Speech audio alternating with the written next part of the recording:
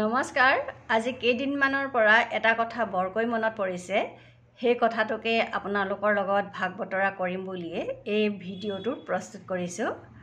আচলতে যিসকল লোক 80-90 দশকৰ বা তাৰ আগৰ তেওঁলোকৰ নিশ্চয় মনত আছে, সেয়া হৈছে সেই সময়ৰ বিয়াৰ ৰভাখন।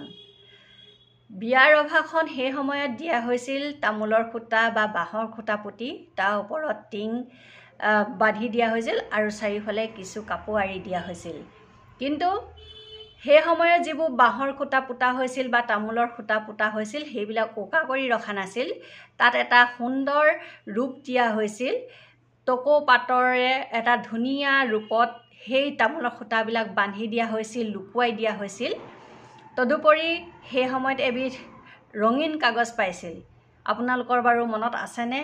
সেই ৰঙীন কাগজবিলাক যে এচাম লোকে ধুনীয়াকৈ ফুল কাটি তামোলৰ খুঁটাবিলাকত বা বাঁহৰ খুঁটাটোত বান্ধি দিছিল বা টিঙৰ পৰা তললৈ ওলমাই ওলমাই বান্ধি দিছিল। এটা খুব সুন্দৰ পৰিৱেশ এটা হৈছিল।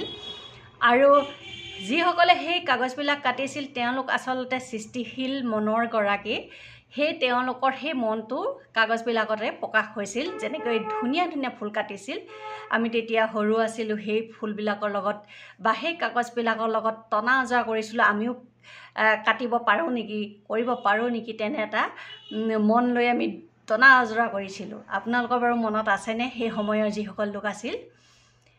সেই সময়ৰ ৰভাখন আচলতে তামোলৰ খুঁটা বা বাঁহৰ খুঁটা টিঙৰে তৈয়াৰ কৰা হৈছিল যদিও সেই সময়ত কিন্তু মানুহৰ যিটো মিলা প্ৰীতি আছিল সেইটো আটাইতকৈ ডাঙৰ কথা আছিল।